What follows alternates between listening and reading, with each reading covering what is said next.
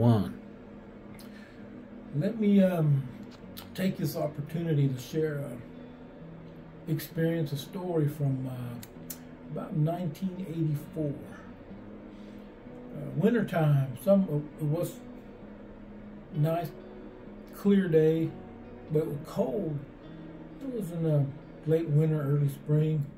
There was this pastor up by the Ponca Tribal Cemetery, and three friends of mine and myself decided, well, we're going to walk up to the pasture up there by Sunnyside Hill, as they used to call it, and we're going to hunt some jackrabbits. So we decided the day before to make sure our little .22 rifles were ready, and not having any vehicles way back then, we was on foot, so we was going to walk. Had no problem to walk up there. So we left in the morning, early morning, kind of leisurely walk up there. Mind you, broad daylight, nice sunny sky, cool weather. So we take our time to walk up along the Salt Fork River. There's a path that leads all the way through up to Black Bridge. Walked up the railroad track for about a quarter mile and got on the road.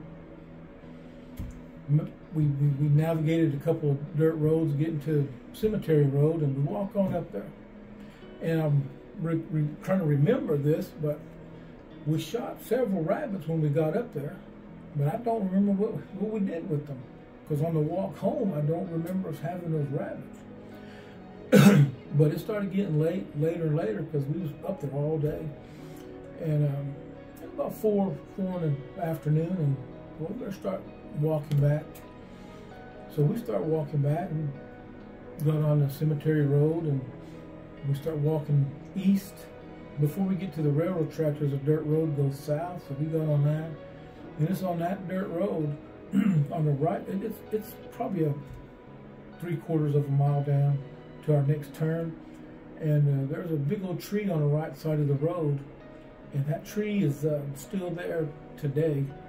And what I recall happening was, mind you, there's three grown men. We all got rifles. We're walking back.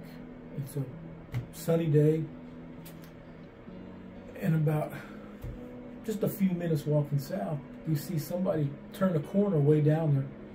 And they start walking toward our direction. We couldn't tell who it was or who it was. It was a dark object, obviously a person walking. Couldn't tell the size or anything. But as we got closer, one of the guys said, "Hey, look, who is that up there?" And that figure was walking toward us on the east side of the road. And we're just walking toward him, and get closer and see that it's a smaller person, and they're dressed all in black. And so we pay attention to them. We just kept on walking. After all, it's broad daylight. What could happen? And as we're getting closer and closer, one of the guys says, "Hey, look, that's a little old lady, but she's wearing a black skirt all the way down to the ground, and she's wearing a black top." And one of them says, "I can't tell if she's got black hair or not." And I said, "Well, how come it looks black?" And one of them says, that's one of them veils you wear at a funeral." And I look, and I'm trying to figure that out. And in the meanwhile, we're walking closer to her, and she's getting closer to us. But before we got within, say, 40 yards of her, she turns left and walks east into the bar ditch and goes behind that tree. When she goes there, one of us said, "Well, there's some houses back to the right, back there across this field. Maybe she took a path and it's a shortcut." So we just kind of kept on walking, didn't pay attention to it. But then when we get almost to the tree, we forget about it. We're walking, we're talking, we get almost to the tree. At that point, she's not been seen, and all of a sudden, out of nowhere, she just kind of leans out from behind the tree and looks right at us, and then just goes back behind the tree. And we're like, kind of saying to each other, did that person just look at us from behind that tree?